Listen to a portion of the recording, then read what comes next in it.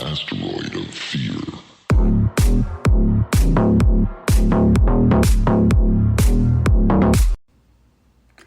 Today I had an interesting conversation with Jack Kammer. It was my birthday, but I was initially not going to do it, but decided to do it anyway. And we just hopped right into it. Yeah, I think I did the intro somewhere in the middle, but it was a good conversation. We talked a little bit about male gender issues, and yeah, hope you enjoy it. My glasses. Sometimes that could happen. Yes, it does. Sort of by accident sometimes. I figured you would be early. I don't know how I guessed. I've been watching some shorts and content on you this morning. Yeah, you figured I would be what? Oh, I figured that you would be early. Like some of the people I've interviewed the past few days show up kind of on time or minutes after or have issues or some people. Yeah. Just me observing different personality types. And yeah, when I was doing the research, I was like, when I just logged in and was doing all this, I was like, I bet he'll pop in early. Well, what was there about what you saw that tipped you off that I would be on time? I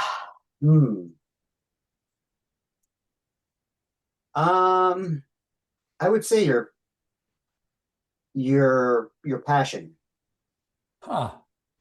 That's Very one way of interesting. putting it. I think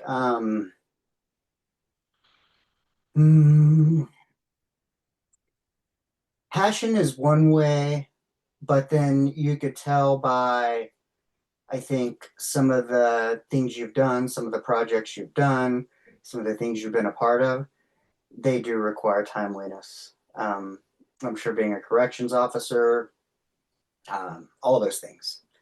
Okay. And there's two types. There's institutional being on time, but then there seems to be other things that you've probably participated in that had to be self-time managed, where, I think anybody who goes to school and pursues education, you don't study, you don't pass. You don't pass, you don't graduate.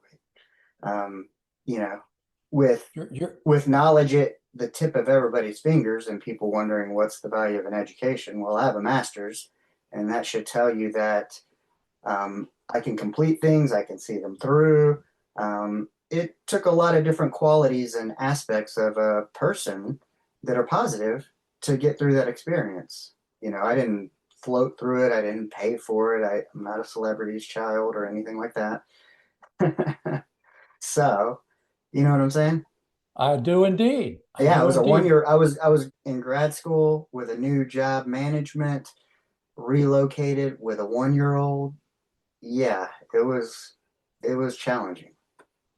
Yeah. It wasn't the degree part, it was everything around it. It showed me how much I could juggle and what I was capable of if I really wanted. And I imagine that your relationship with your wife was part of your considerations. Yes. I tell you, she was the one at that point in my life and our relationship with a 1-year-old on the way. She was the one who encouraged me to go to graduate school because, I was in a role that I quite enjoyed, but there was no, it was a senior clerk in a level 1 trauma center. There's no vertical or lateral movement within that. It's just, it's like being radar for on MASH. You're Mr. Fix It, Mr. Answer, support everybody in the role. But she was the one, she goes, well, why don't you go to graduate school? And I was like, I really don't want to. But talking through some of the physicians and people I worked with and whatnot, I was like, well, I guess I'll give it a whirl. And my mom was working with someone who was going through the program I went through. And so I'm like, I'll check it out, and got into that. And while I was there, I ended up getting the management job because the 1-year-old came along and we were like, let's move near one of our families. for some familial help and whatnot, and to expose her. And my original hometown is who called first, and that's how we ended up back in my hometown. But yeah, even with podcasting, end of July will be 2 years of podcasting. And there was a moment, I don't think, there was a moment when she didn't understand it. But when I kind of told her, hey, I'm the same person that you supported through graduate school and all that. If I tackle this with the same tenacity, I'm the same guy. I just want to do something different. I don't want to participate in the corporate world. I would rather focus on trying to be more flexible, saying yes and no to the opportunities I want to, so I can try to be a more present, better father, husband, because my daughter's 11, and this was in like 2020 when I got laid off and was deciding what I was going to do. And it was like, she's going to be 18 in 7 years. This is the time I want the flexibility. I want to be able to say yes and no. I want to be able to attend all her school functions and be there for her as much as possible. If I want to go 9 to 5, when she turns 18 and takes on her own life, I can do 9 to 5 then. But right now, I decided after being laid off and going through making poor choices, dealing with it poorly through alcohol, et cetera, et cetera. Once I came to my senses, I learned that, hey, this is what's important. This is how I want to do it. And once I kind of stopped drinking, started exercising and pursuing it with passion, got my head out of my ass, and my wife saw that and started supporting it. Yeah, I mean, where was I at the beginning of 2 years of healthcare? Same place I am 2 years of podcasting. But where was I at the end of 12 years? Much further. So I'm just trying to enjoy the process along the way, and she supports it. And I do what I can to bring income, whether it's odd jobs at Uber and different things, participate in studies, do a little home health care giving. But the biggest thing is I'm not kind of participating in a system, and I get to say yes and no to what I want, and I get to be the father and husband I want to be. And it wouldn't be possible without her. I can tell you that. Well, that's very admirable all the way around, for you wanting to do what you want to do and knowing what's important, and for her to support you. How is she doing with, I mean, there must be some stress involved with being married to a man who was laid off during COVID, hasn't been able to find a job, and who is on a long uphill learning curve and success curve. Yeah. I mean, you're probably not making much, if any, money on this podcast yet. Nah, not a ton. But the thing was I actually turned down some jobs. I could have had jobs, but we didn't want to relocate as a family. We decided what was important, and I think it was stressful, yes, but at the same time, and I think it kind of remains stressful. But when you can look at the perspective of things, of everything's kind of scaled, of we make less, but we pay less for our health insurance. I mean, I used to work for a healthcare company that robbed you every 2 weeks for seeing the people that you manage. And, Jeez. and so when you scale it all back and you look at everything, it's, it's like taking a quarter step back. But if you just make your needs a little less, like our vehicles and things are paid for. Just well, so like that. I got two questions. One, Mm-hmm. is your wife bringing in some income? Yes. Okay, good. And she's okay with that? Yeah. We both bring in income. We both have. Yeah, I do. I mean, I do employment, so I have a little bit. It's not a Okay. ton, but yeah. I got you. I got you. Well, it sounds like you got a great wife, and God love her. Um, Another question would be, so you've had to cut back, Mm-hmm. and you've probably cut back on a lot of things that you have. Well, that's the question. Have you found that a lot of the things you cut back on are things you didn't really need, you really didn't really want, but you just sort of thought they would make you happy, but they didn't really. They weren't essential at all. Yeah, partially. And then, I can tell you too, today I'm 2 years alcohol free. Giving up alcohol, you're not spending money on that. And then also, when I lost my job and different things, over the course of the past couple of years, when I'd gone on this journey, quit alcohol, I've lost 64 pounds, cut from 9 prescriptions to one. You're saving money that way. So I just required less. I became a cash pay patient until we got insurance.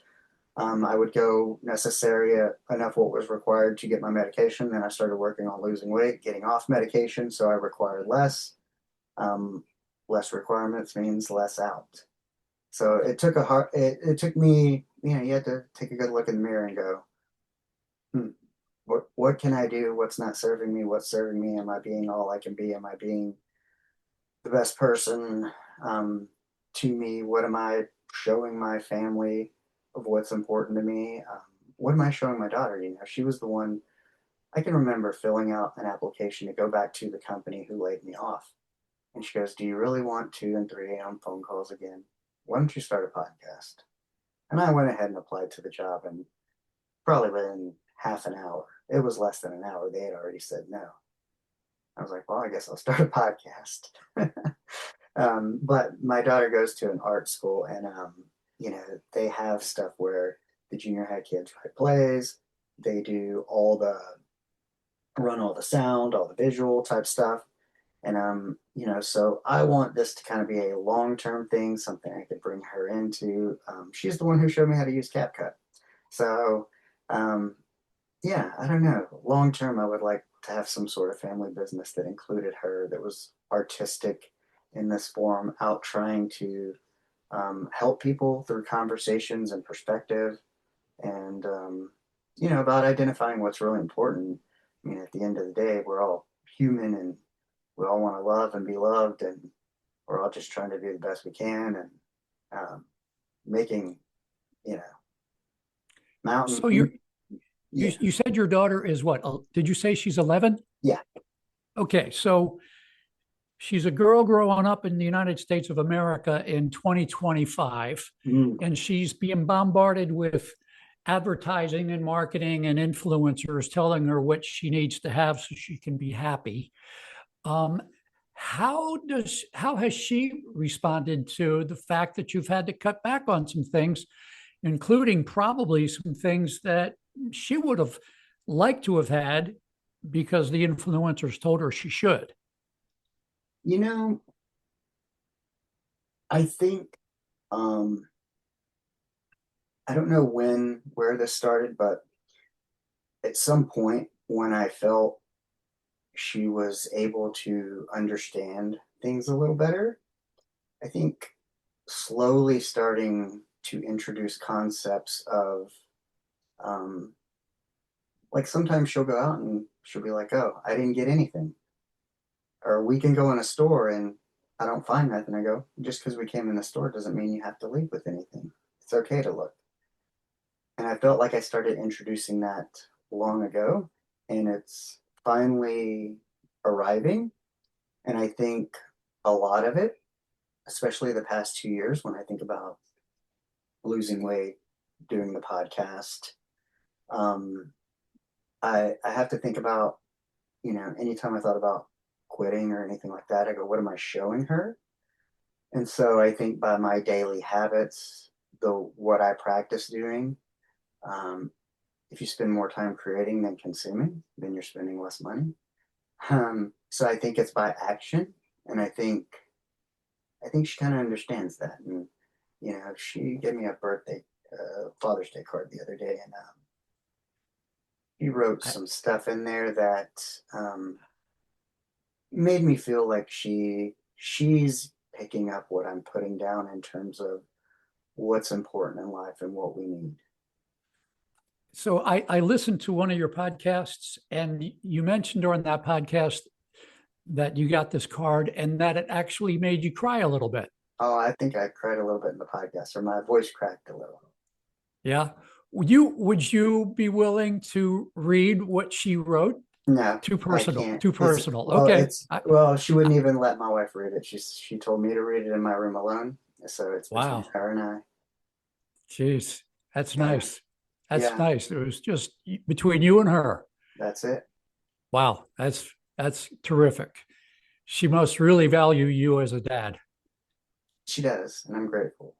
Yeah, Yeah. as today's my 49th birthday, so Yeah. yeah, I've had a full Congratulations. morning, and now I get to have a conversation with you, and I'm excited about that. And then I'm going to spend some time with family. But I'm going to say, well, hey everyone, welcome to the Men of the House podcast. And today I got Jack Kammer, and yeah, I'm going to keep some of that in there because sometimes I like if we just get the conversation rolling. But I want to talk about you. Jack is a social worker and advocate for male gender issues, and there's so much out there, and kind of on the pod match, it's like, you could create an outline that of things that were like, are you a misogynist, this and that, that could be very controversial. But what was interesting is I was listening, doing some research this morning. One of the things that I loved was you were saying, hey,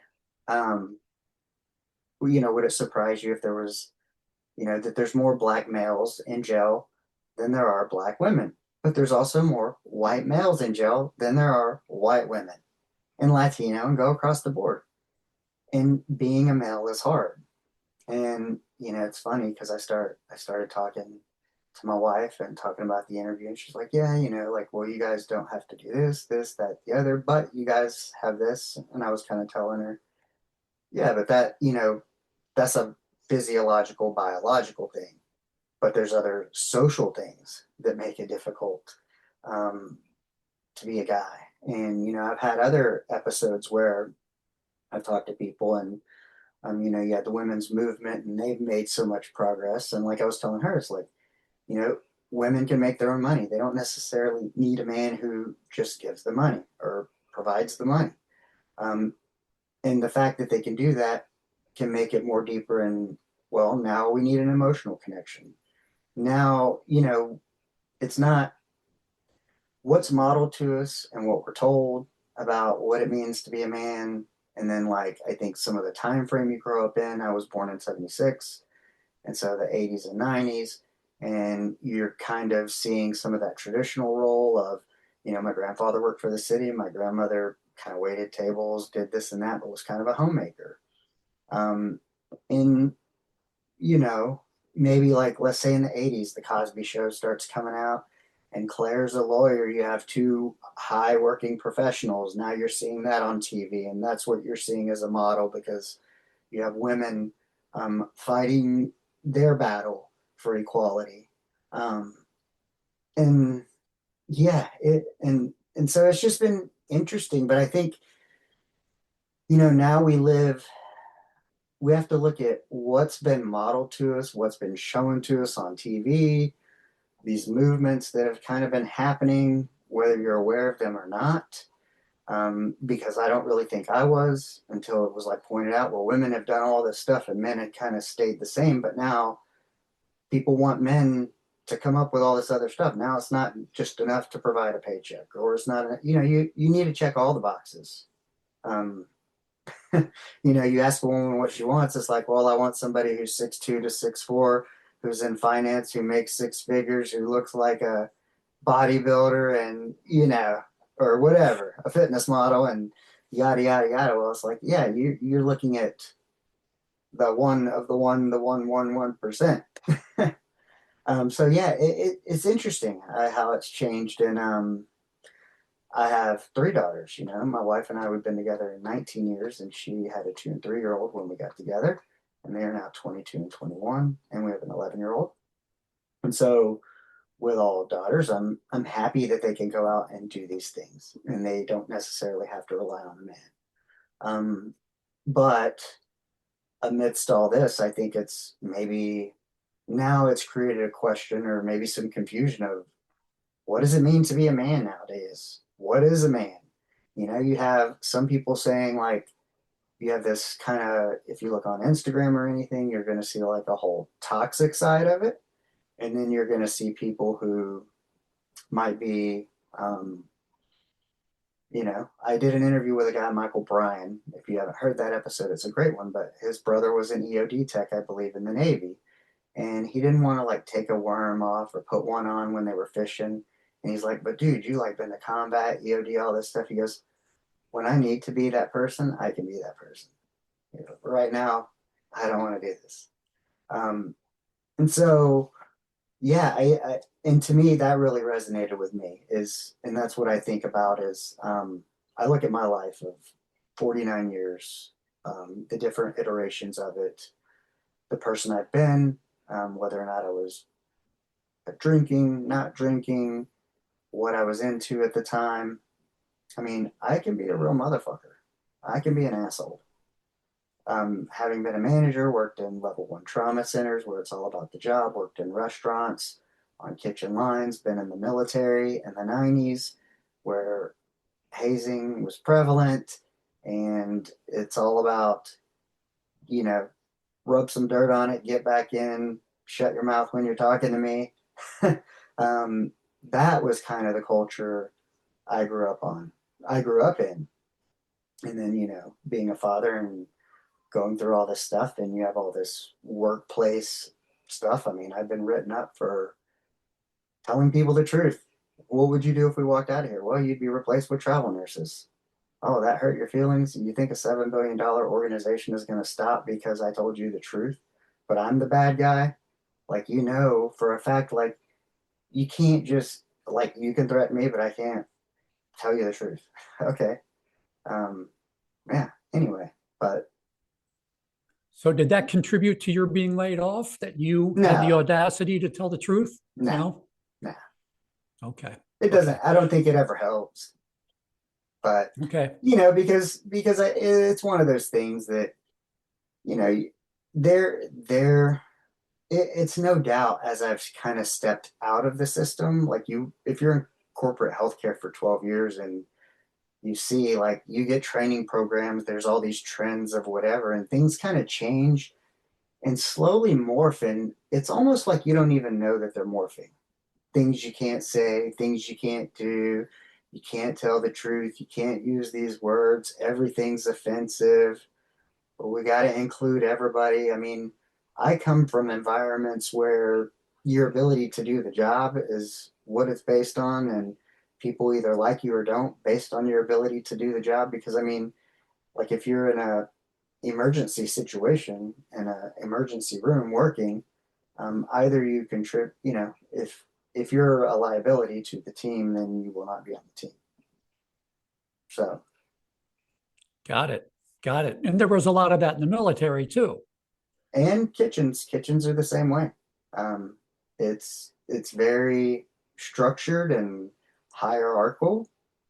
Um, but what's interesting is I don't know. Some people are good with that, and some people aren't. I mean, it provides a level of clarity. You know what to expect, even if you don't like it. But there's a reason and a purpose, and a lot of times it's to maintain order and order within chaos, because that's what kitchens and emergencies are. And that's kind of the way it needs to be if you want it to go smooth. And when it works, you can tell that it works. When everybody's doing what they're supposed to be doing, instead of doing their own thing. But it's the structure that allows it. It's not really a crazy concept of a team, but it's how tight a team is. And I think with any team that is going to win at anything or be successful, there has to be a level of structure and discipline. You can't have 10 free for alls. Can't So have 10 in Kobe the Bryants. yeah, in the trauma center, Mm-hmm. were you the leader of the staff? No, I was just a senior clerk. I was like the one non-clinical person in the sea of supporting all the clinical people. So while they're working, if you arrive on a trauma, you arrive by ambulance and they start working on you, there's going to be somebody probably cutting your clothes off, somebody sticking you in the arm, somebody checking you, somebody doing this, somebody doing that. I'm the person who's putting in the orders of the doctor's telling me what he wants. So I'm putting in the orders, sending your blood, ordering the x-rays, um, giving your insurance to whoever, locking up your stuff, talking to your family, handing it over to them, maybe sending it to the pharmacy or the safe. Could be bagging evidence if it's a crime. Yeah. If something's broken, when's it going to be fixed? Who's fixing it? Put in the work order, make sure everybody has what they need to take care of the patient. So I kind of take care of the staff. Did you feel like you were appreciated for all of the bazillion details you took care of so that the medical staff could do what they were trained to do? Absolutely. It took a little bit of time. And I think like probably with, I don't know, any type A male personality that has any sort of ego confidence and wants to do a good job, maybe you want your due a little sooner, but I think real respect takes time. And there's a point and shift, I think, in both parts of like that, and then in leadership where it could take 2 to 4 years, but there are key moments where other people, the team members around you, they know it's going to be a better shift because you're there, and they voice that to you. Thank you. I'm glad that you're here, maybe as compared to one of your other people. And so that makes you feel good. And then I think that makes you put out more. You get a little bit of validation or recognition or feedback, even that, hey, you're on the right track and we appreciate you. And then you put forth, I think, a little more effort, and, iron sharpens iron. Yeah. But you got to voice it, and that's part of leadership. And I think, yeah, it's so leaders. I think if you're out there, I'm big on, if you appreciate someone or somebody does something good, call it out, say something.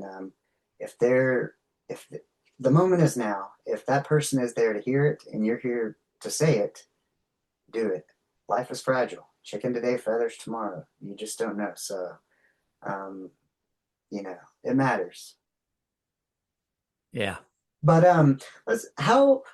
how did you get into this kind of subject matter? Give me a little bit about your upbringing, because I think upbringing shines a light on what becomes maybe important to us as adults. But how did you arrive here, pursuing this kind of as a passion? And, tell me why you're passionate about it and why it's important, why male gender issues are important. Okay, well, I can trace this all the way back to when I was a kid. Mm-hmm. If you want me to go back that Absolutely. far. Where did you grow up? And what was your, did your mom work? Did your dad work? Was your dad abusive, whether it's emotionally, physically? Because I think that impacts, like, broke people or hurt people. People who heal themselves often want to share it with others and help others heal. And so you have a passion for this, and it comes from somewhere. So I want to know. So the earliest memory I have of being aware of the fact that being a boy was different from being a girl,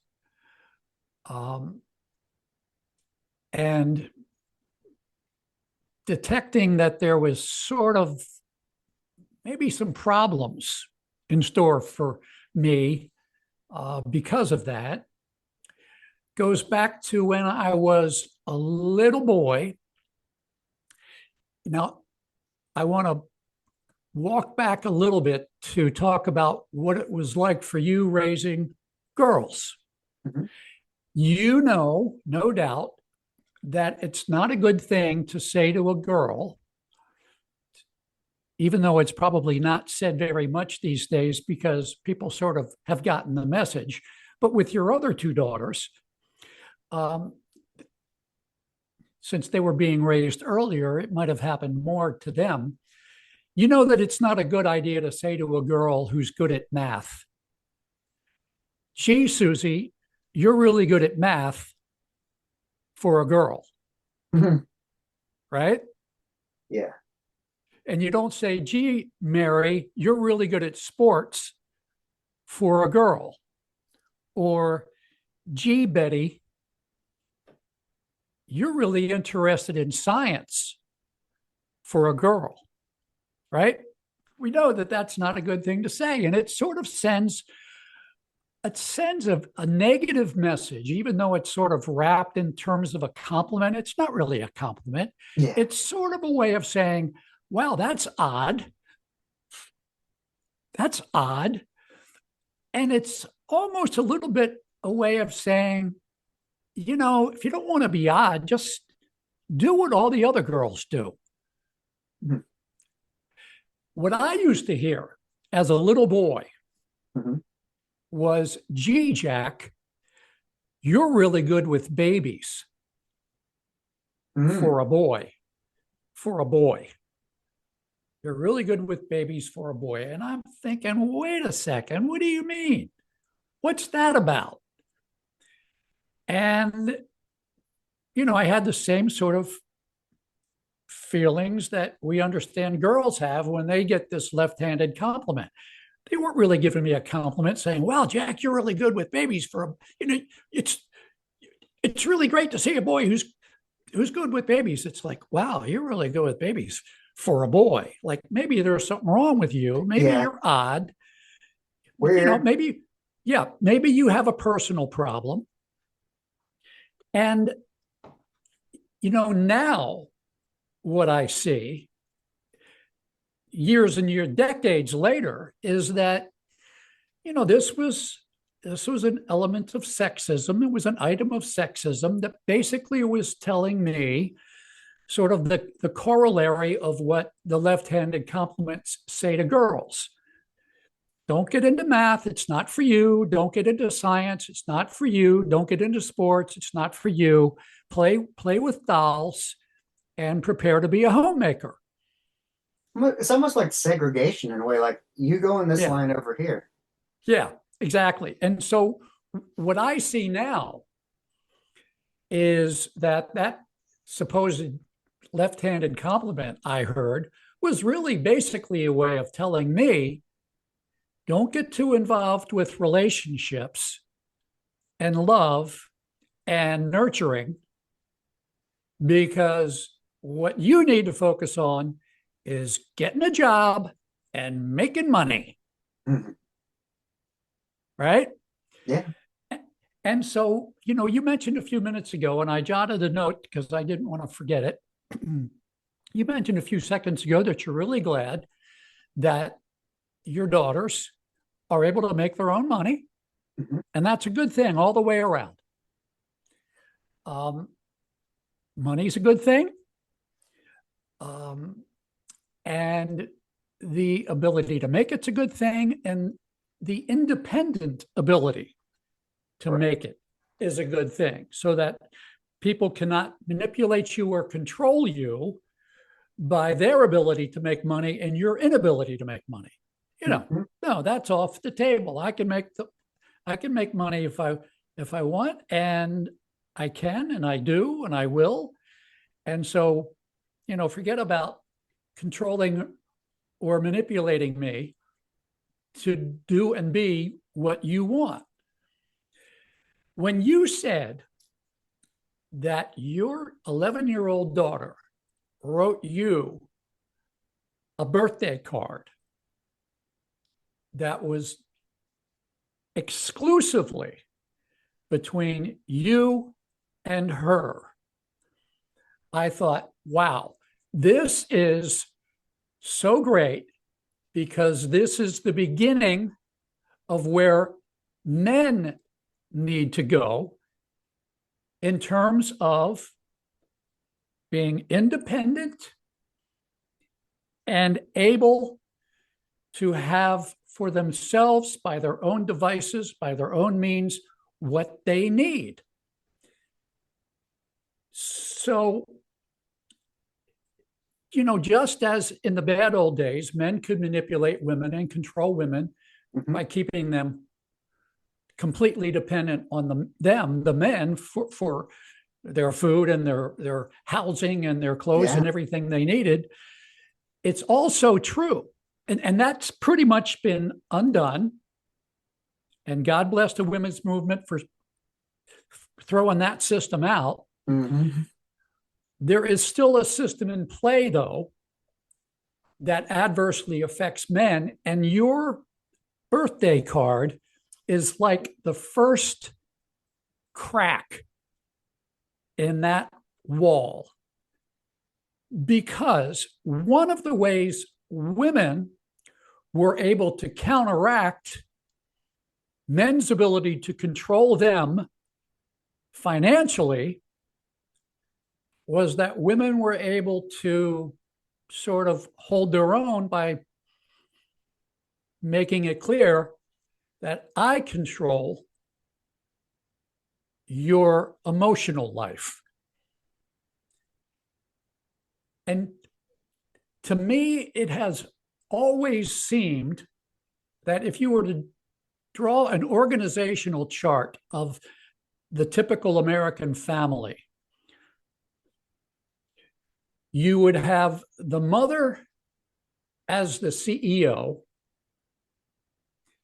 and the children are her clients and customers. And there's a lot of good stuff that goes back and forth between the mother and the kids.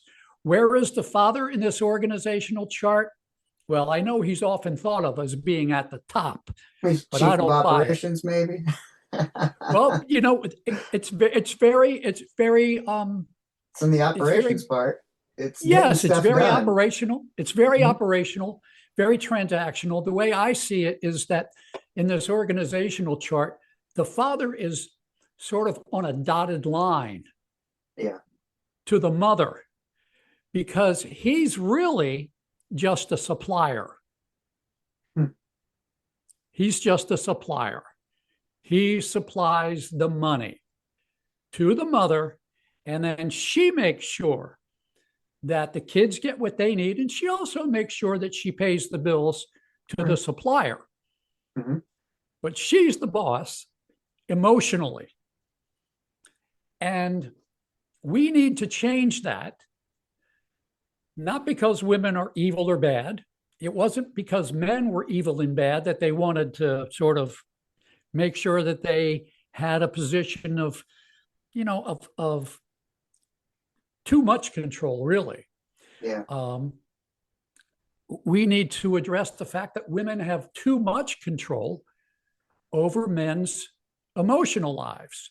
You know, my wife and I, we've always been kind of like a team. Like, there's been times where she was the breadwinner, I wasn't, and it's flip-flopped in different times. And it's kind of like, but it's as a team, we succeed.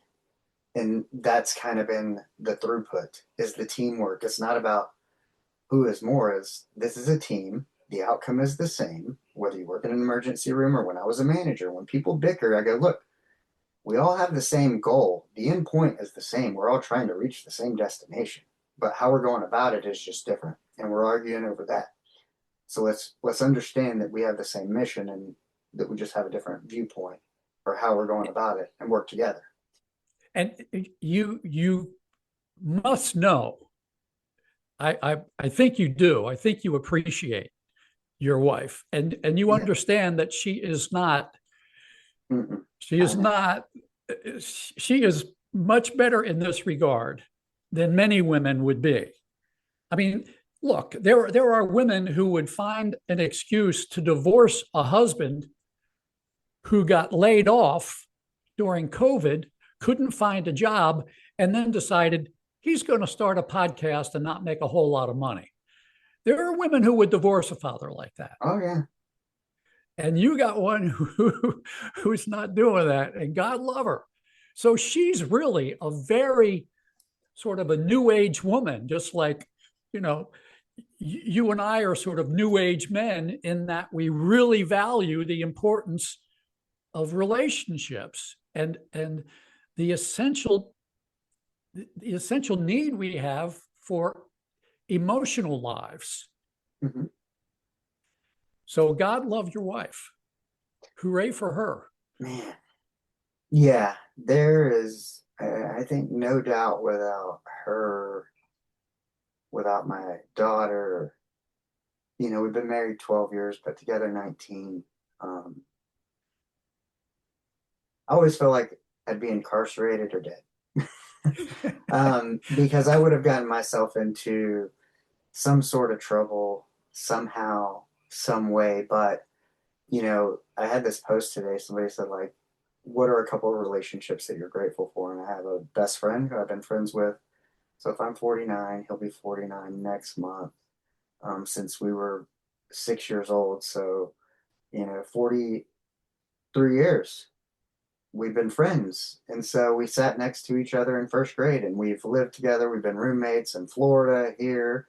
We've done the Dan Death March twice. We've done the Mammoth March once, like in our 20s, 30s, and 40s, like a marathon each decade. And then, but there's periods where we've talked, not talked. There's periods where we've been super close, but it always comes back around. And it's, I was able to say, like, hey, I can appreciate that, because having kind of like an anchor that while you drift, they drift a little too, but you stay together still. As long as your anchor is attached, then your boat's not totally cut off.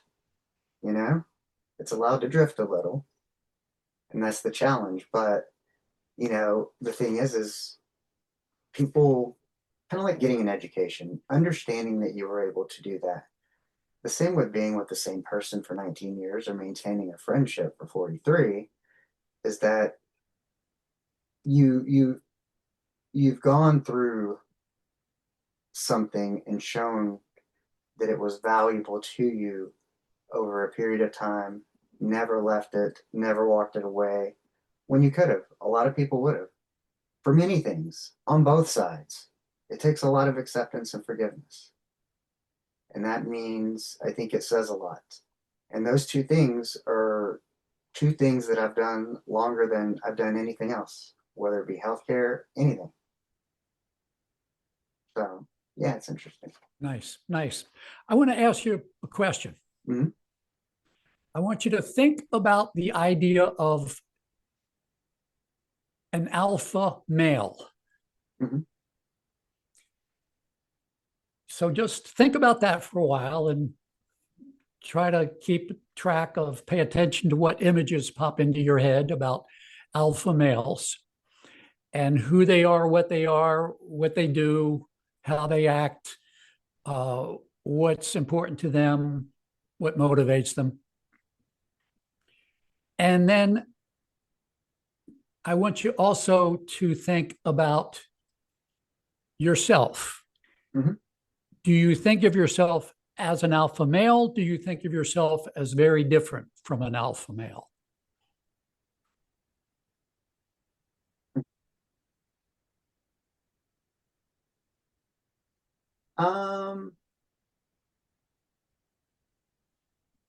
Yeah, I would say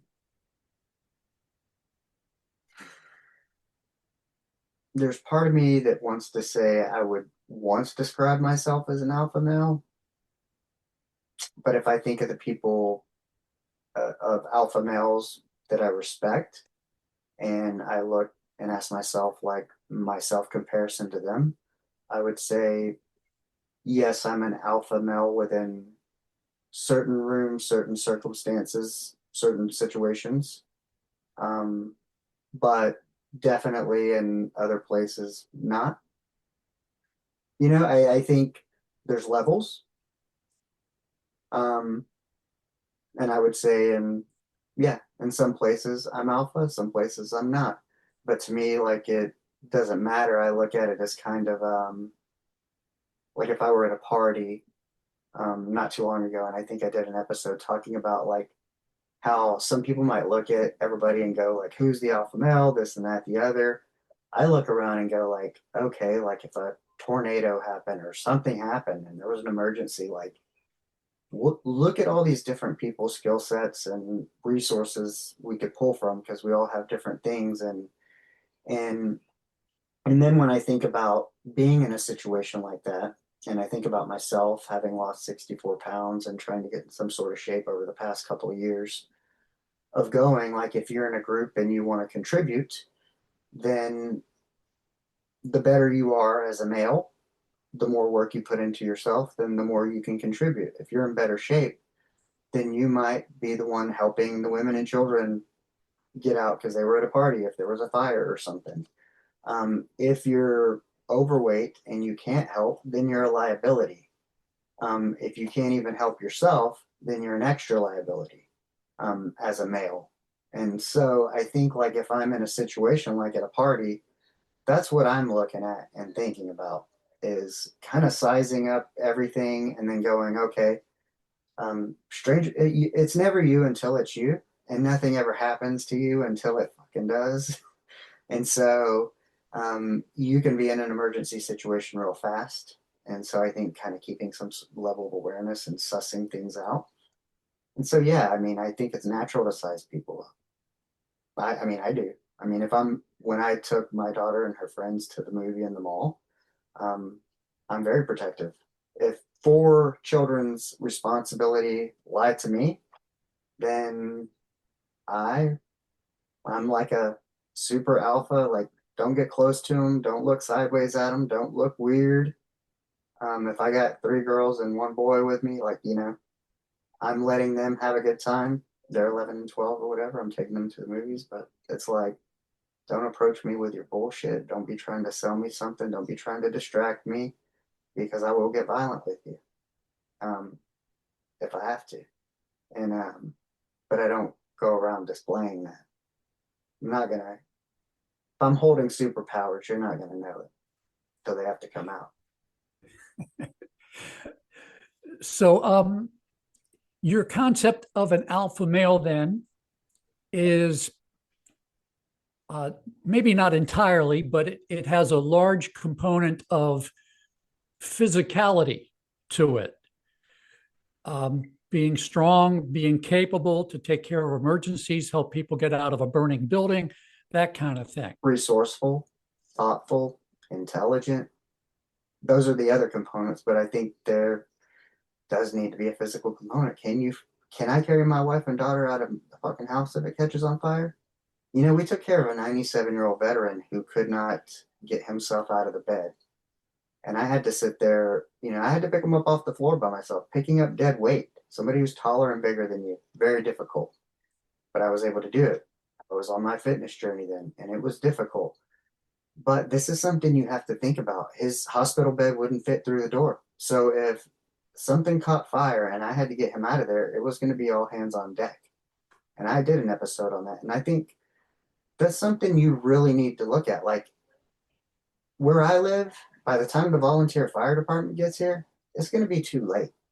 And so I think as a male, you need a certain level of capability. Yes, absolutely, 100%. I mean, you told me my wife is incredible. If I believe that and I love my children, then I need to be as capable as possible to, if something happens to me, fine. But they're my primary responsibility and goal and why I do what I do. And so, if I had to leave them behind because I wasn't capable enough and had to live with that, I would feel shame.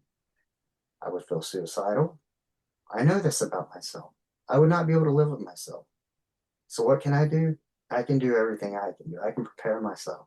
I exercise. Yes, today's my birthday, but I've exercised. I'm not taking a day off just because it's my birthday. So yeah, it's important to me. And I think it needs to be important to men. I mean, I just think it's facts. Yes. Okay. So you have talked about your knowledge that it's important for you to feel good about yourself, to know that you pay attention to and you try to prepare to keep bad things from happening to the people you love. Correct. Is there any element in your concept of being a really good man, of being able to do everything you can do to make sure that really good things happen to the people that you love? And I'm talking about relationship wise, emotionally, philosophically, happiness wise?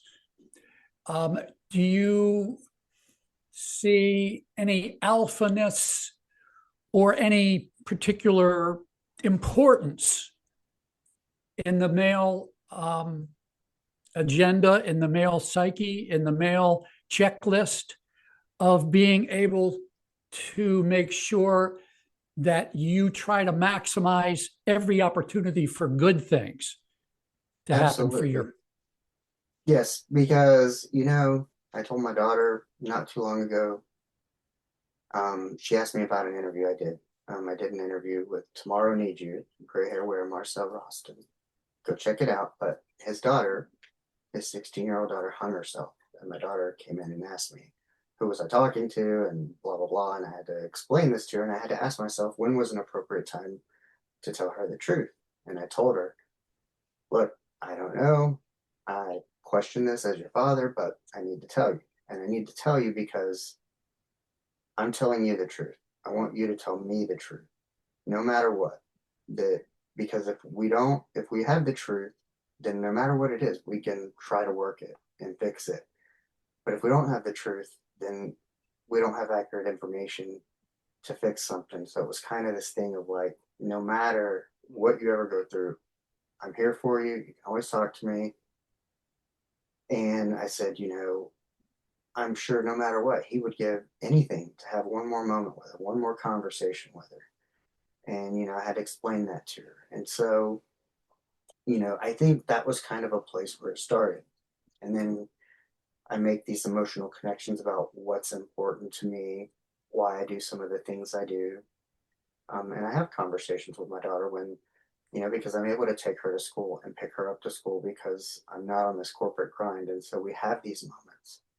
And that's how I can confidently say, what she put in the card, that she's gaining a concept of understanding, that I'm making that connection of what's important to me.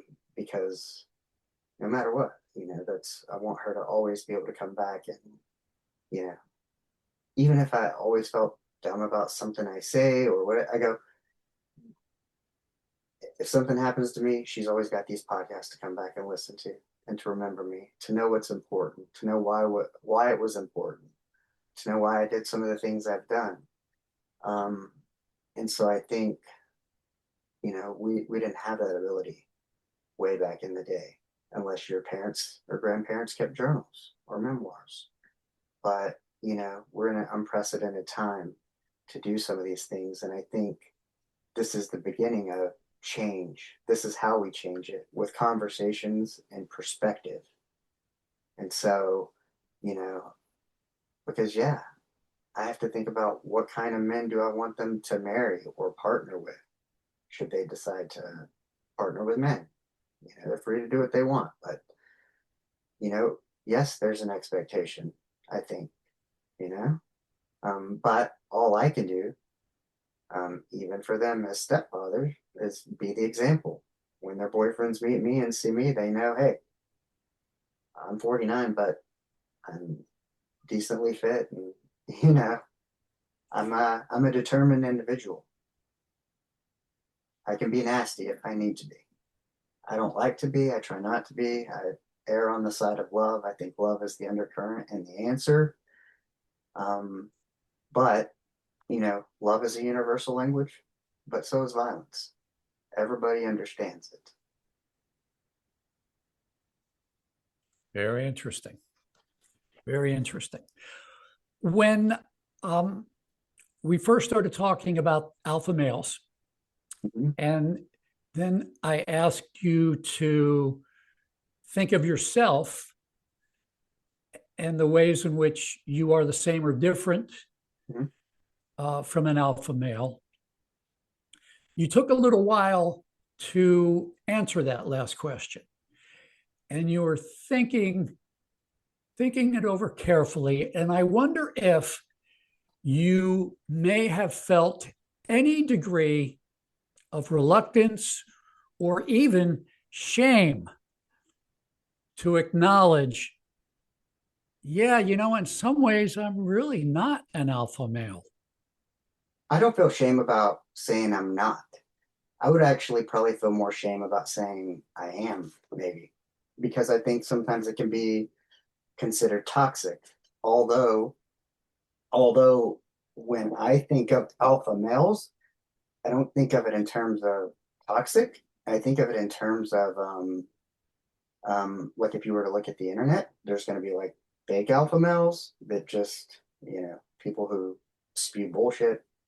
And then I think there's probably real alpha males who might just be regular guys who are just good up, straight up people who have regular jobs. Maybe they're in regular industry, but they're fit, they're capable, they're prepared, they're good family men, good fathers, um, good to their community. That's what I think of when I think of alpha. Okay. And so you've just listed 4 or 5 or 6 characteristics of, being good in the community, being good fathers, um, that are important for men to be, and important for men to be able to do and to draw on and to contribute when it's needed. What would you think of the idea of, instead of making the alpha male as our idea of the ideal man, Mhm. we instead still keep the idea of the alpha male, Mhm. but add 25 other letters Mhm. to Like the what? capabilities, and start thinking about being proud of being alphabet males. Mm, yeah, yeah.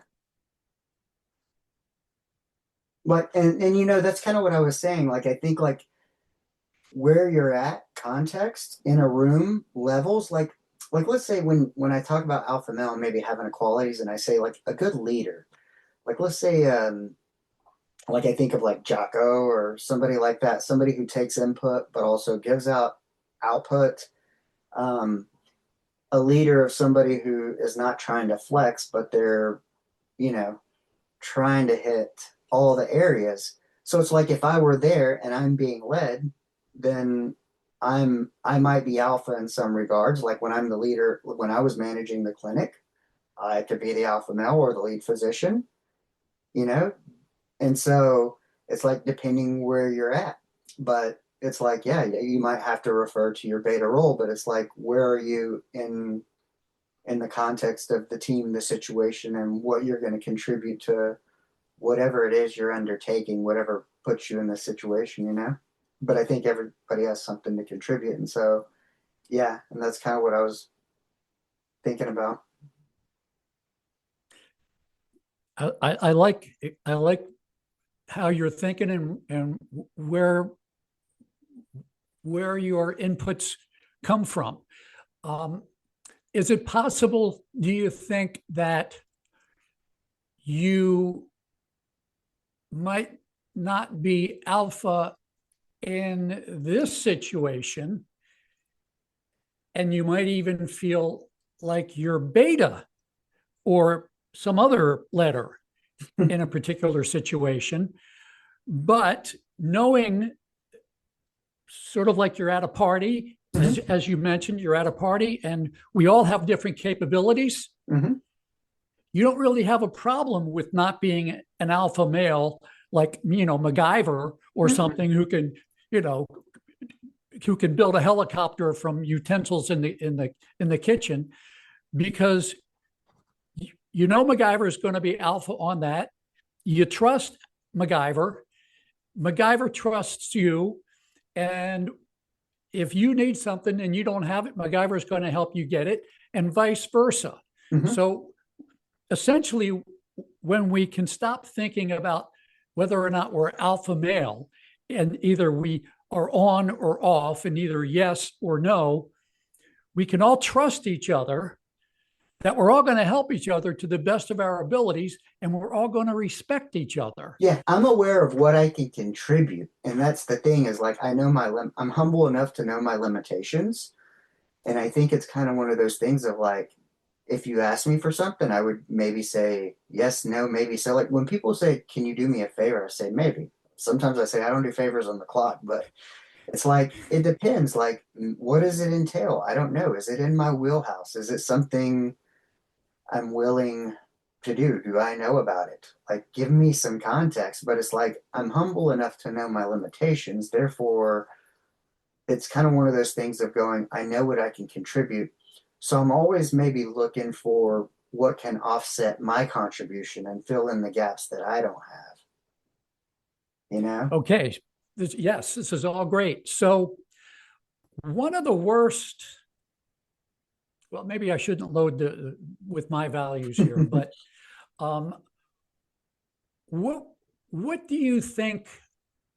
Well, there is no person anywhere who is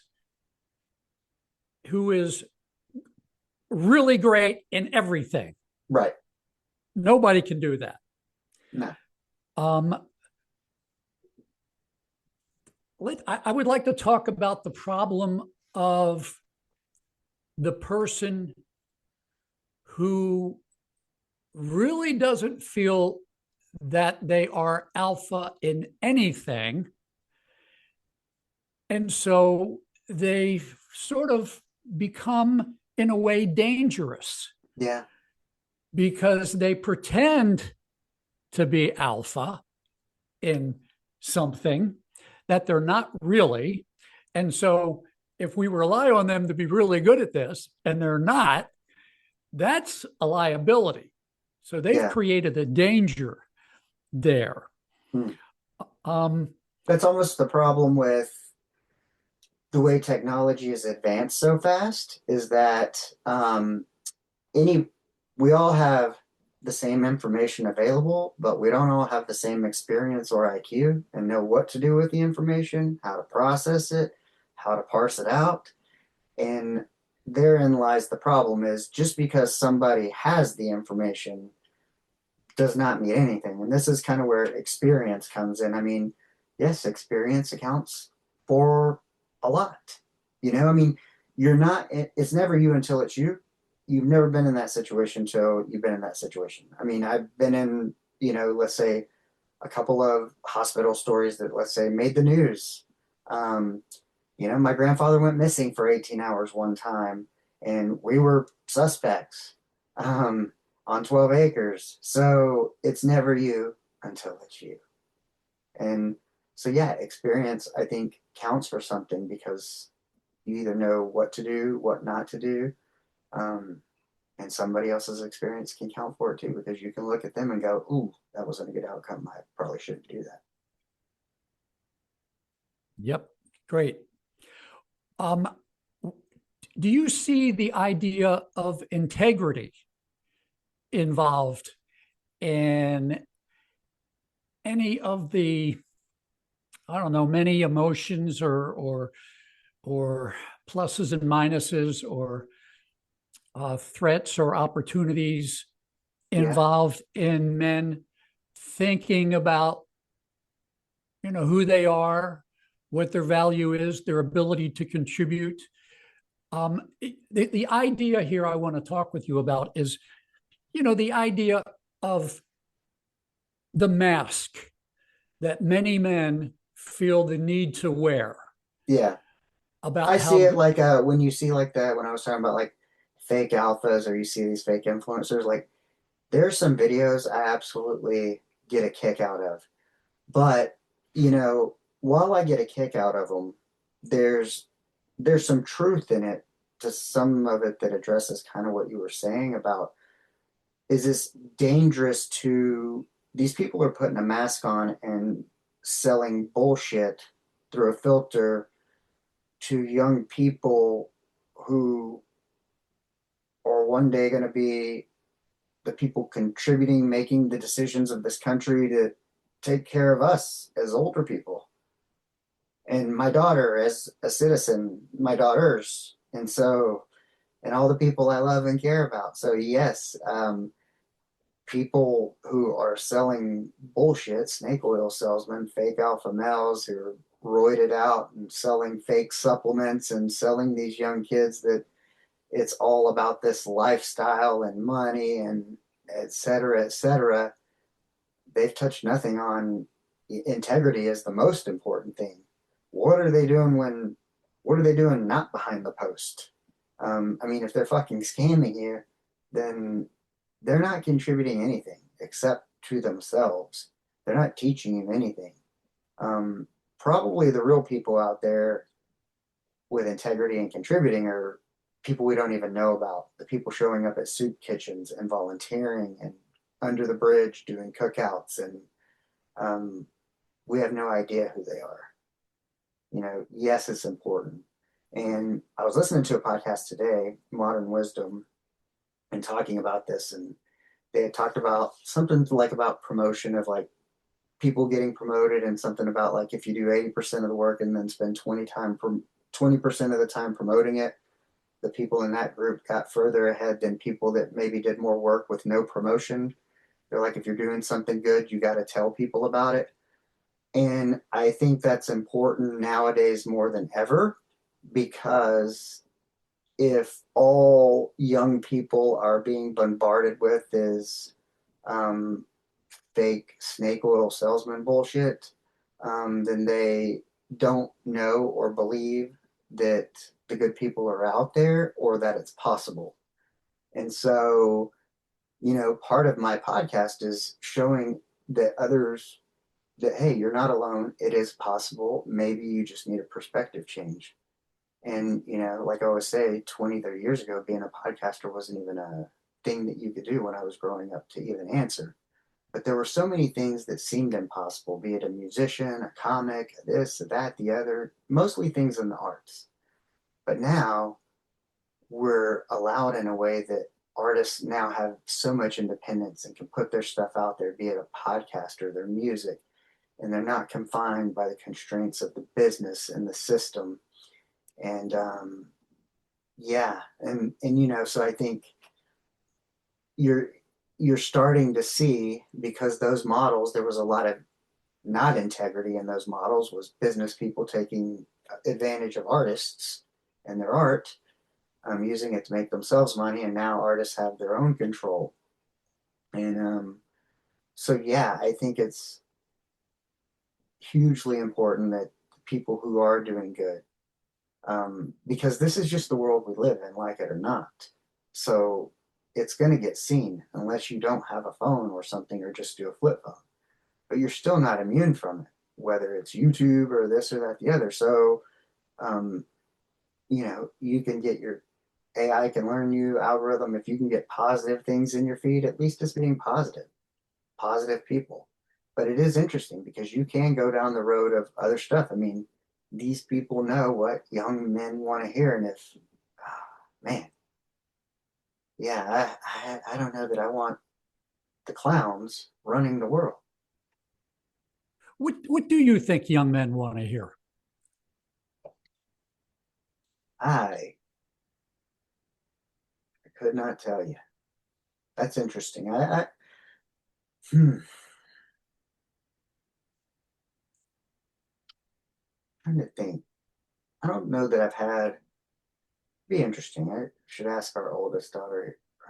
I mean, her boyfriend does like some medical stuff. They work in the medical, and so, but I don't know. Never on a long-term level. I don't know. I don't.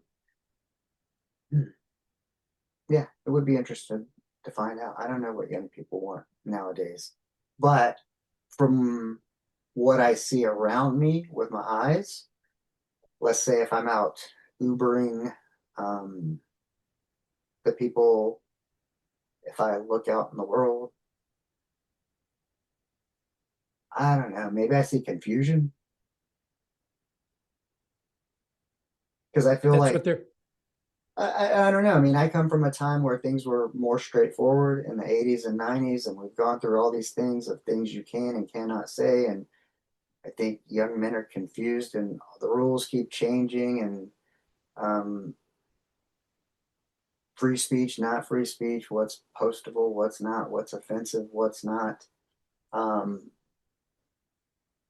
Mixed So Richard, messages of masculinity and let's not confine ourselves yeah, to what's postable and what's not postable, what they can say and what they can't say. And I would think they would want to hear it's going to be okay. it's going to be okay. Yeah, That's you're probably really the bottom line, that you're you're going going to to be be okay. fine. You're going to be You're going to be okay. fine. Yep. Um, so I guess the question then would be, what do they have doubts about? Why are they doubting that everything is going to be okay? What are they afraid is going to be the outcome for them? Hmm. Well, if I were a young person looking at the landscape, man, the world has been nuts. Between, I mean, look at just anything going on between Harvey Weinstein, P. Diddy, Epstein, all in the past 5 years. You look at all the sexual allegation type stuff, and then things even coming back. You see a lot of resurgence of people coming out with things that happened years and years ago, and more people being accused of this and that, the other, much years later. Um, I would say that's got to be a huge concern for young people, young men. The dating In scene. the dating scene. Oh, so are you thinking that they're worried about doing something bad or being accused of doing something bad? Probably being What do you? accused. I'm sorry. Say it again. I would say probably being accused. Okay. So false allegations are a big concern Oh for yeah, young people. yeah, Yeah. yeah. So in the late 1800s, let's say, Hmm. a young girl who wanted to be a doctor would um, probably have a lot of concerns about how to tell her parents that she wanted to be a doctor Yeah, and that she was not going to be a wife and a mother. Well, she might be a wife and a mother, but that wasn't going to be her only thing. She was going to be, her primary goal was to become a doctor. And that would have been regarded as somewhat unusual for a girl to want to be a doctor.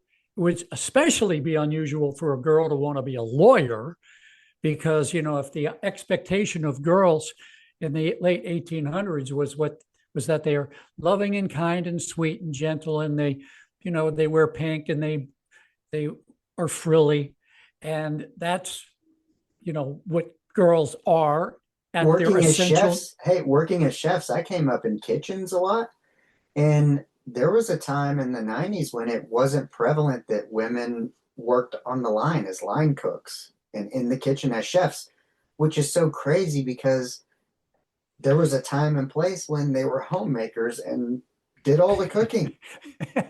Yet, Yep. and I don't know if it's because it takes on that militaristic, regimented form of hierarchy and structure that kind of was the barrier bottleneck to entry or hesitancy. But I can remember girls coming on the line and cooking with girls on the line, and now it's like you have some of the best chefs are female, and but yeah, this was in the mid '90s. It's in the late '90s.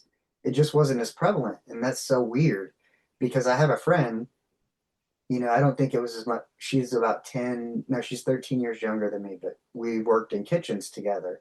And it wasn't abnormal for her to go to like chef school, culinary art school. But 10 years prior, it might have been a little bit different.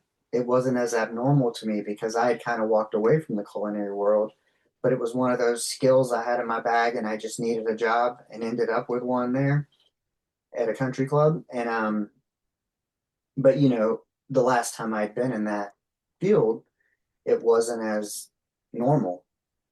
which I kind of find odd. And when you said that, it's like, yeah, they expect you to do something, whether it's like be an executive assistant for a CEO at the hospital, like a desk job.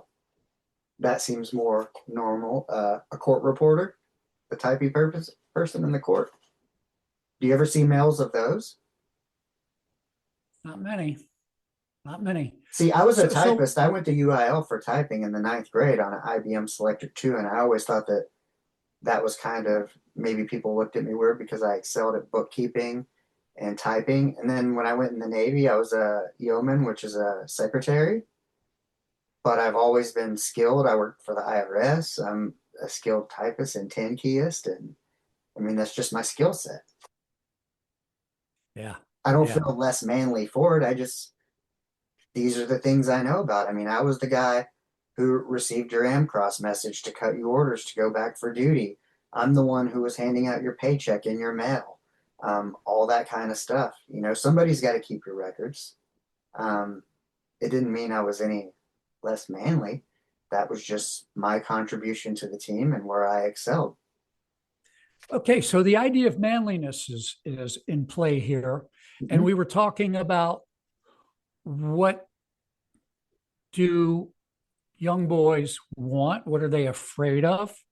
Mhm. Uh, what would they say they want if they were free to tell us what they really want? Mhm.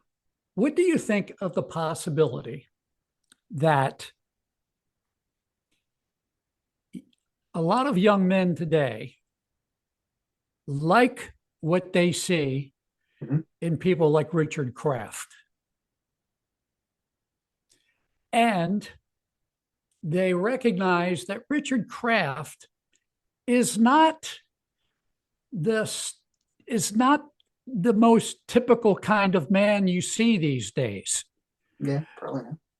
But they wish that there were a lot more Richard Krafts in the world because they would like to be like Richard Kraft in that he prioritizes what's really important and he's true to himself. He's true to the people he loves. He has people who love him. He loves them too. Um, and what boys really want is to be the equal of girls, in that girls have the ability to go out and try to kick butt and make a lot of money if they want, but they also have the ability to prioritize work-life balance, Mhm. which is a phrase that did not exist until women became big time in the world of work. That's interesting. I never thought of it that way. Boys want what girls want, except we have to move in opposite directions for us both to become equal. And what boys really want is the most important things in life: Love. relationships and love. Yes, relationships and love. And what they keep hearing from all of the people who talk about the boy crisis and why all these bad things are happening to boys and why boys aren't going to school and why they're committing suicide and why they're dropping out and why they're sitting in their parents' basements playing video games, that it's all because they are, I don't know, flawed in some way. Mm. When really what they want, if anybody were to ask them, would be to say, I want to contribute. I want to be Mhm. loved. I Mhm. don't want to just go to school so that I can become a petroleum engineer and make a lot of money. Yeah. That's not what I want, but that's what you expect of me. That's what you're saying will make me an alpha male. I And I mean, don't think want about to it. be an alpha male. Think about it as young men, especially when I think about this and I think about kind of the follow along and the more independence and kind of when you said sitting in the basement, like playing video games, I just think like we have this different world. They're choosing that over this other thing. But before video games and the basement was a thing and computers were a thing, like when I was growing up, think about how many let's say parties or pasture parties you might have went to that you really didn't want to go to, but you just went to it because the alternative was you didn't want to be sitting in the basement. Well, now these people are, maybe they're making the conscious standoff decision is, I don't want to go to the party and drink and get in fights and do that bullshit because it's not contributional to anything. I never liked going to that stuff,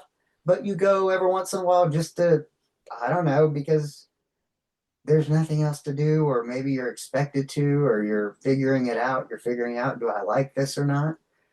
So maybe they're taking that stand, but it's like, but now we have come along to a place where you have seen like professional video gamers and stuff, and people in these different arenas where the quote unquote nerds are being celebrated for their contribution to technology and robotics and drones and all that kind of stuff that we use in modern warfare, so I think that's a great thing that it's giving them that something that they're the alpha males of that, just because they may not be the physical specimen of a Navy SEAL or something, but they're creating these things that have to be used in tandem with the Navy SEAL to make the whole thing happen.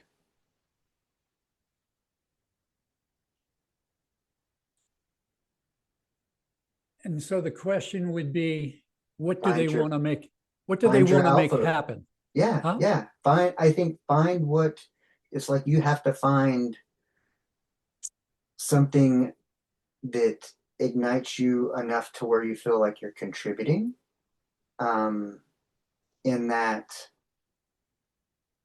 that's kind of, you can contribute, and maybe one day you can be the alpha in that area. And there's levels to it.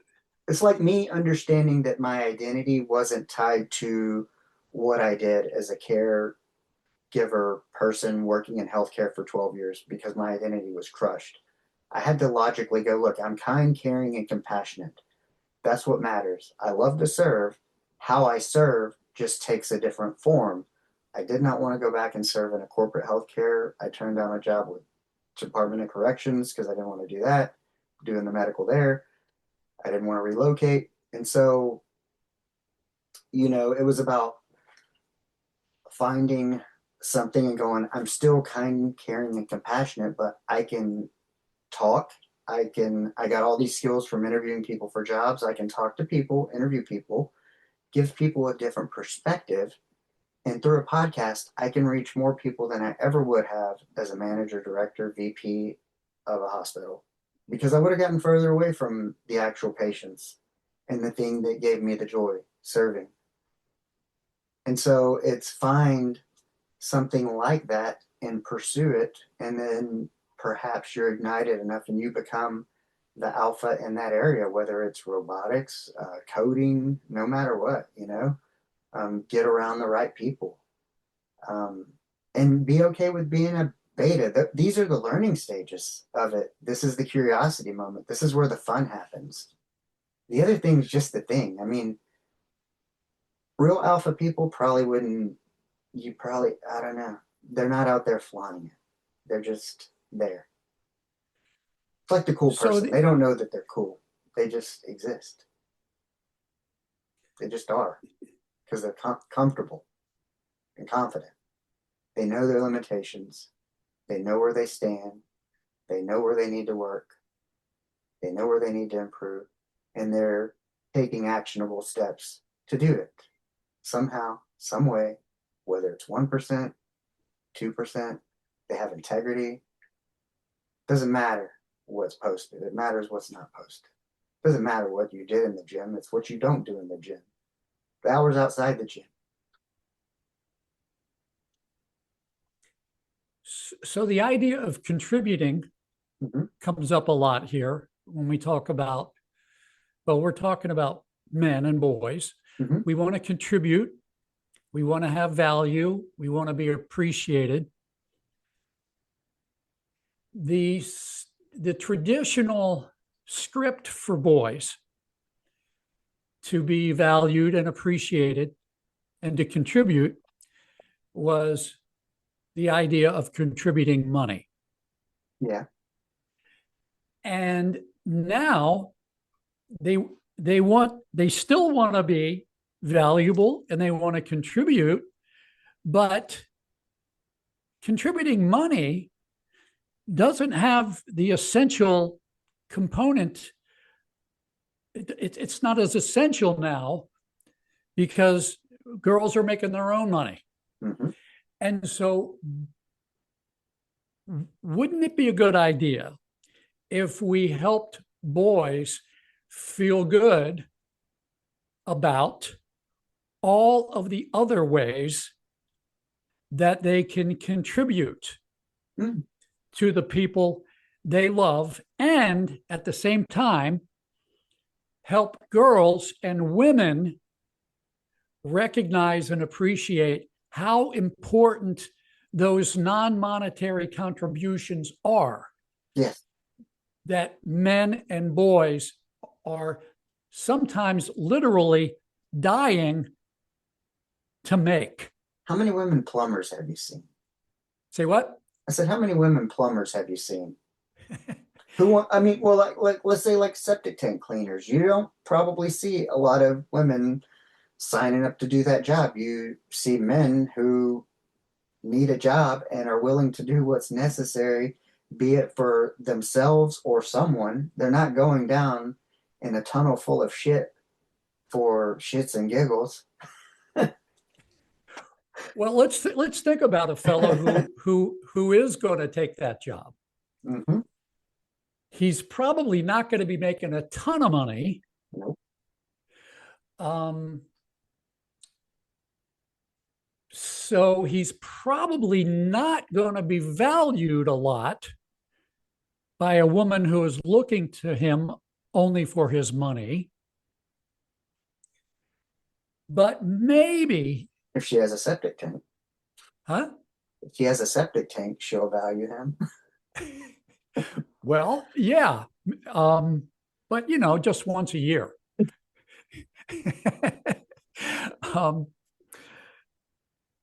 So wouldn't it be good if this fellow who figures his best way to contribute right now is to work in the pumping up people's septic tanks, and we really shouldn't put down, No, you need them. The value and necessity of that. We just don't pay them much. Yeah. We just don't pay them much. Teachers, there's a lot of people they don't pay enough. Yes. Well, let's just talk about There's people that they pay too much. Yes. Let's just talk about men outside of being paid anything. Why are we using that as the measure of everything? Yes. Let's just forget about men making money and their ability to contribute in non-monetary ways. Because that fellow who is going to be making $12.50 an hour, pumping out septic tanks, mm-hmm. might be really worth $50 an hour, depending on, how can you measure it, but he might be worth $50 an hour as a daycare worker. Mm-hmm. But we don't want to talk about just what their money making capabilities are. What if he was valued by a woman to be a really irreplaceable asset to the family because he's so good with his kids? And the man and the woman together have these kids. She wants to be a lawyer.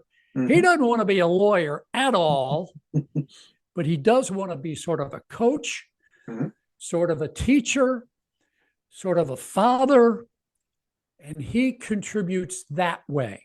I mean, 50, 60, 70, 80 years ago, women who were ready, willing, and able and happy to be full-time homemakers, taking care of the kids, taking care of the house, doing all of the tasks that have to go into running a family at the home front.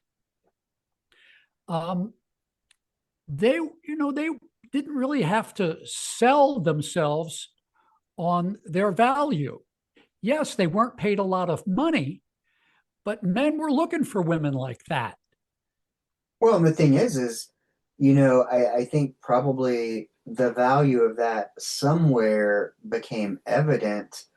I'm sure, I don't know, in the 80s or 90s when you started hearing about people getting divorced and, depending on what state you live in, and the woman gets half, well, why she didn't contribute, or and then a judge or a lawyer comes up with a figure and says, no, doing your laundry, your cooking, your cleaning, taking care of the house, this and that, the other, what she would be able to do outside of that, the earned money she would have been able to make. Yes, there is a value on it, whether you see it, acknowledge it or not. Right, right. And so we were aware of a woman's contribution to a family, Mhm.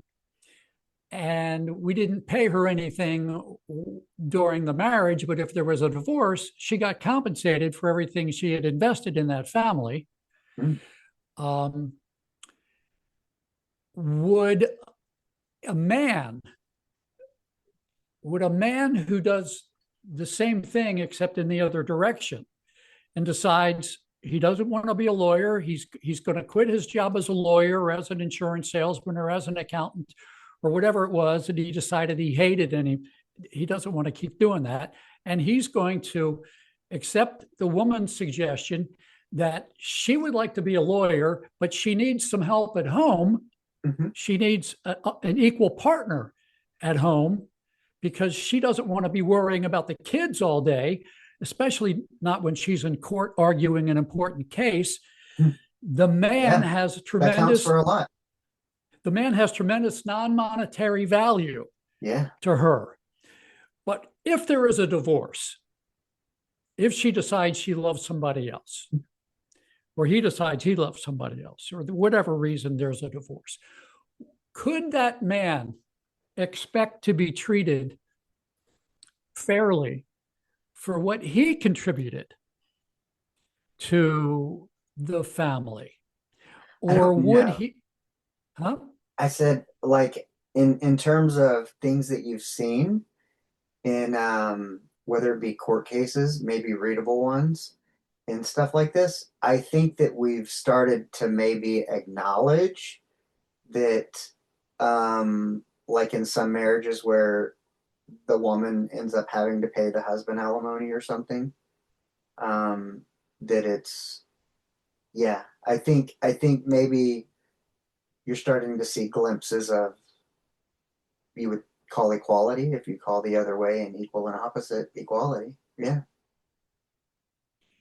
So what comes to my mind right now is that you a few minutes ago talked about the possibility that boys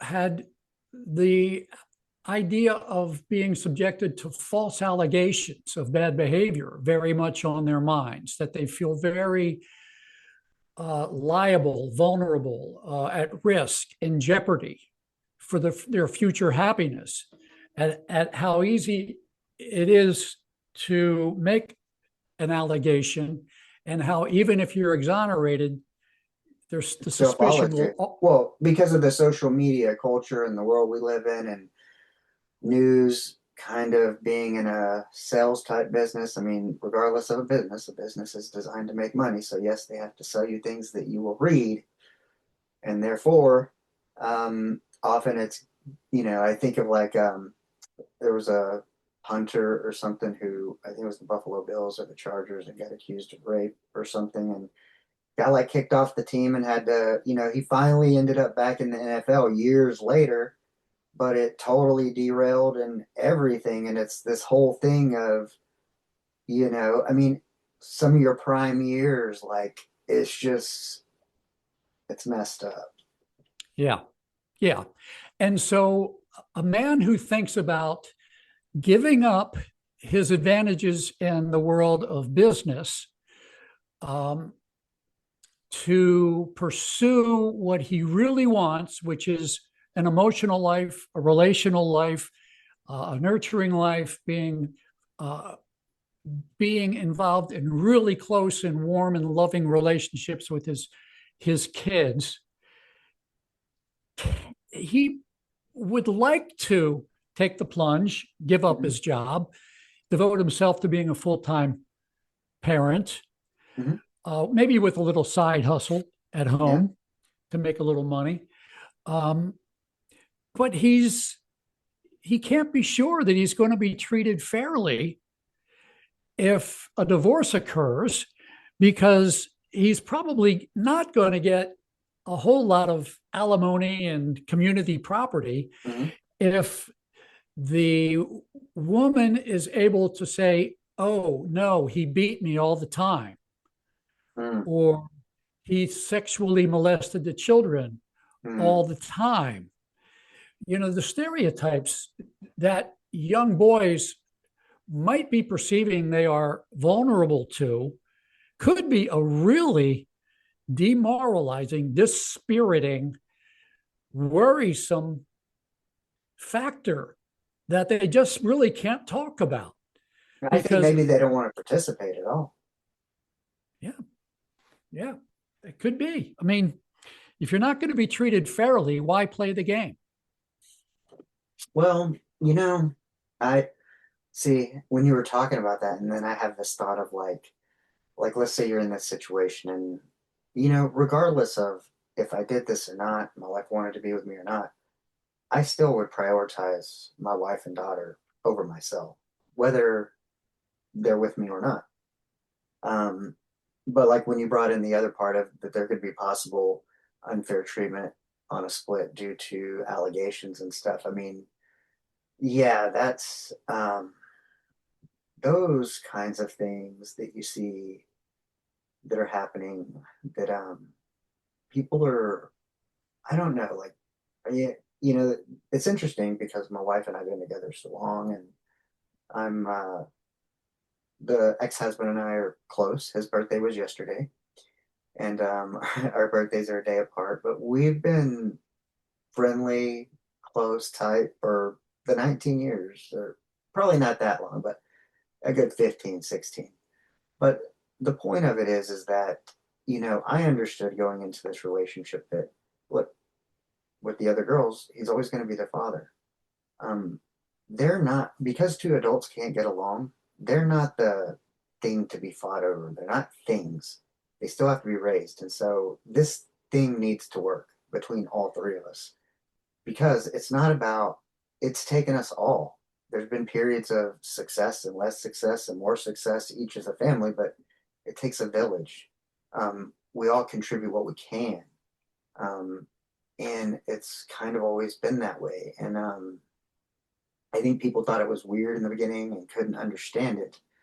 But I went in it with this idea of, because I'm very much philosophical in that utopian idea of, what are we doing with children? We're trying to raise good people, good children. We're trying to turn them into good citizens, thoughtful, compassionate, kind people that are thoughtful of the environment and other people and that want to serve and help the community and contribute to some of the problems we have in the world and solve things and make life better. And so when I think you just think of it different. And so when you address it from that way and going, I don't care what everybody else around me says, I'd never be friends with my wife's ex and all this bullshit. And I'd never, I've spent the night there. We go have breakfast together, all kinds of stuff. I've broken down on the side of the road, we and the kids, and he was the first one there, and he stayed on the side of the road with me, and they took his car and left, and we rode in the wrecker together. It takes us all, and the people, they've turned out well adjusted and good, and we all get along, and we're all together, and um, people they treat they I don't know, they let the hatred for the other person, they bring the kids into it, they forget it's together, and they forget they got this thing, and um, it's like no accountability, no responsibility for their part of fucking up the relationship or what they brought to it, I guess you could say, because it didn't just fail usually because of one side. There's components in there, but you need to be accountable, take responsibility, and then whatever you created together, fucking address it in the right way and think about the outcome you want to have, which is something that's well adjusted, that's understanding, that's because if you model that and you show that, then they're gonna either they'll go the total opposite way or they're gonna imitate it and do exactly what you did and end up in those shitty relationships and repeat the cycle. And I just don't want that. I feel like we're the generational curse breakers. Like it's time to take those traumas and things. And I think the world's in a place where maybe we can change through conversation. And if not, we can at least get the conversations on the record as an idea for people to go back when they're brainstorming and look at it later and go, maybe this is an idea that works for society, or we need more of, or hey, this is worth trying because whatever else is we're doing in the world or is going on is not working.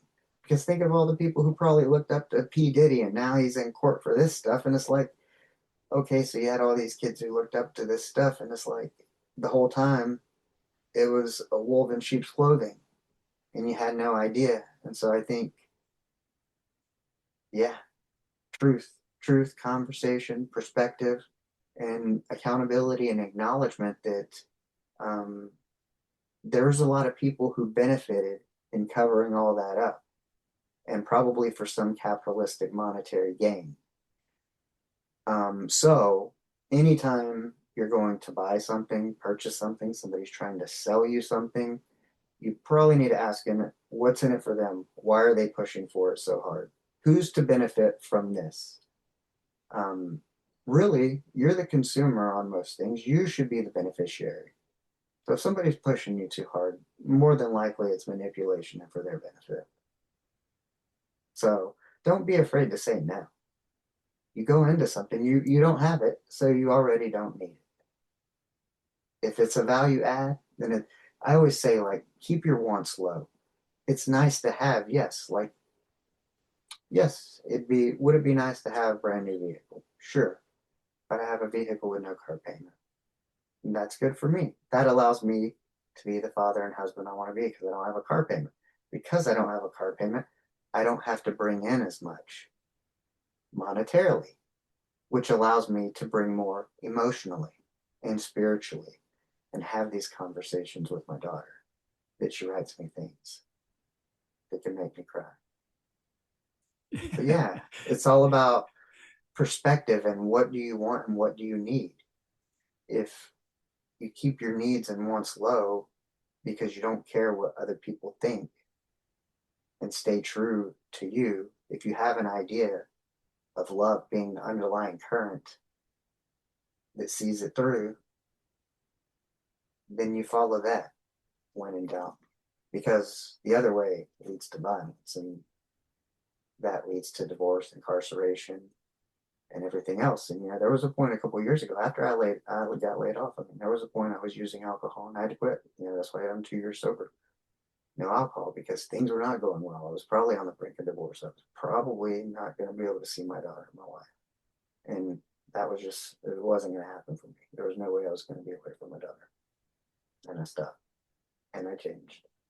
And yeah, I had to take accountability and understand what I was contributing to that. And the alcohol was a contributing factor to that. And I stopped it. And it could have went the other way. And that's why I always say I'd be dead or incarcerated if it weren't for my wife. But there's a large part of me. She couldn't change me. It took me taking the accountability and the hard look in the mirror.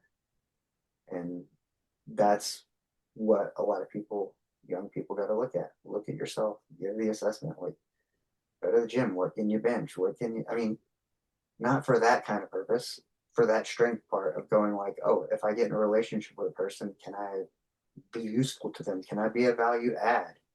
If we get caught in floodwaters around here and I need to make my wife or girlfriend, partner feel safe or rescue them or keep them safe, like, what can I do to, you have to work on becoming the person you want to be. And then hopefully you will be fortunate enough to run into the person that is for you.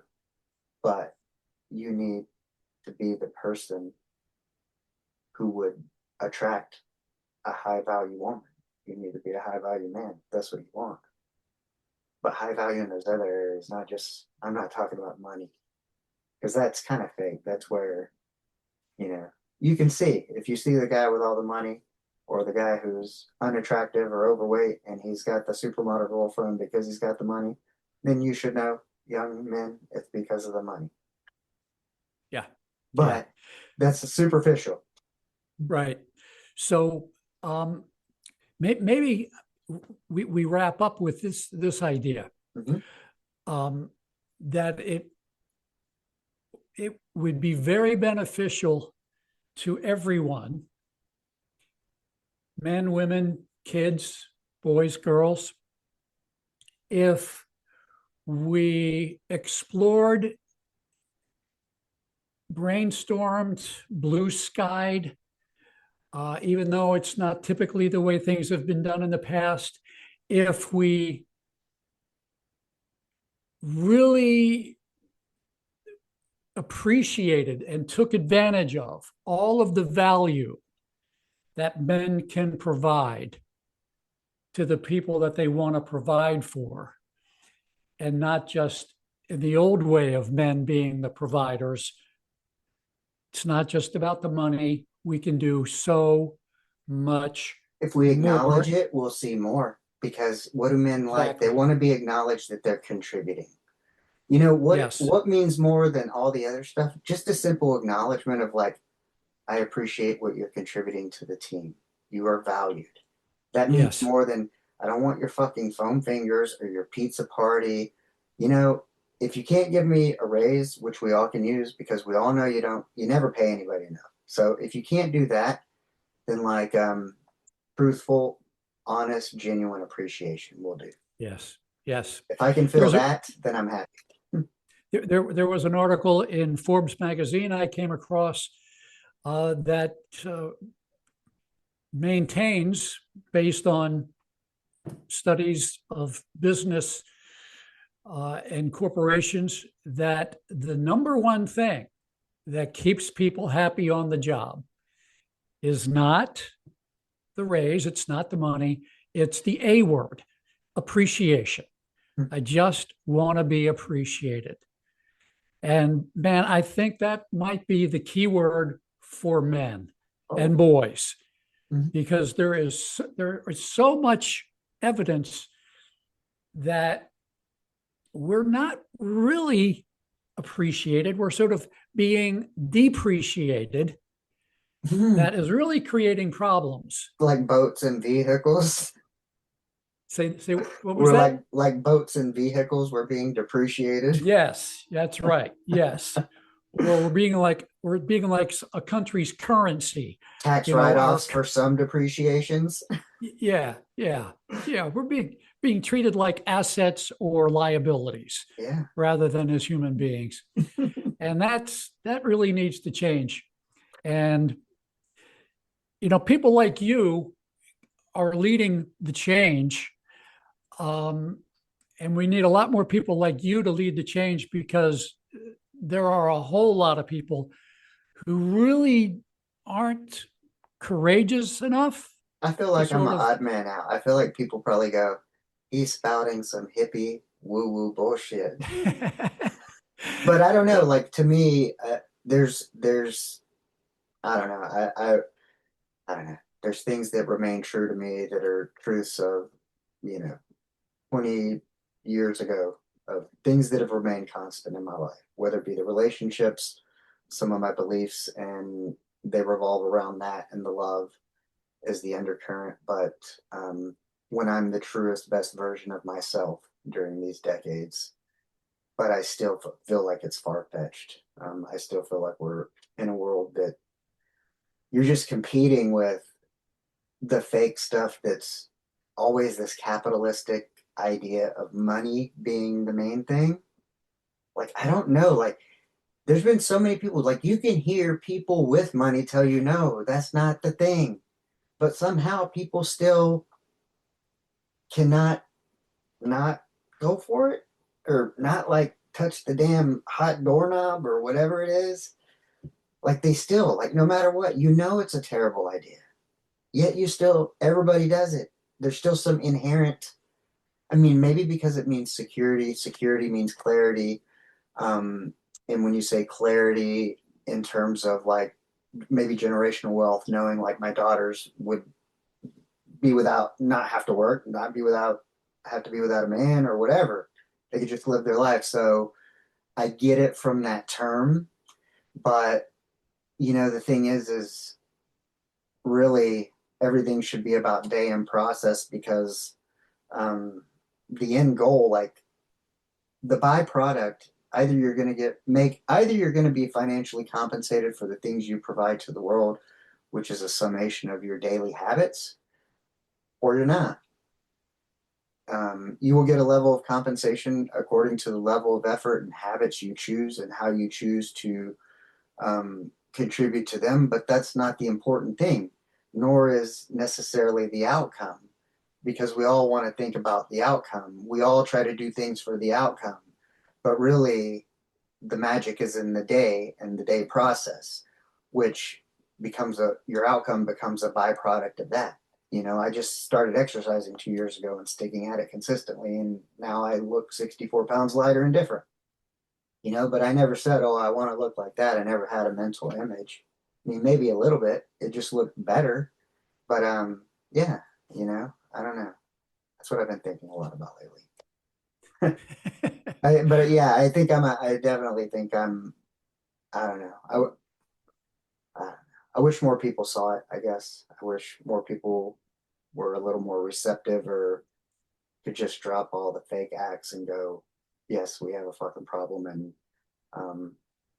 we need more, and we need better, and we need to do better, and this is the way we're going to do it. And fuck it, let's give it a try, because nothing else seems to be working.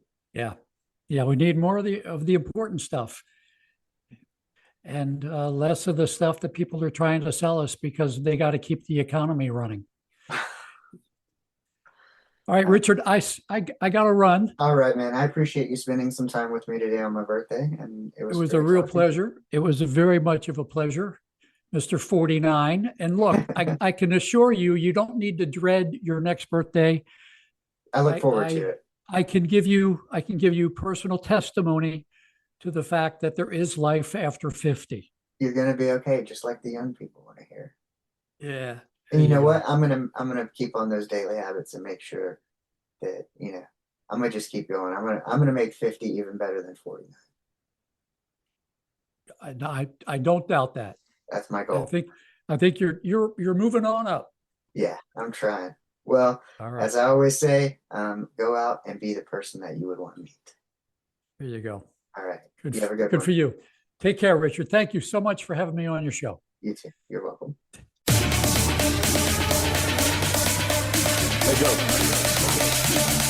Asteroid of fear.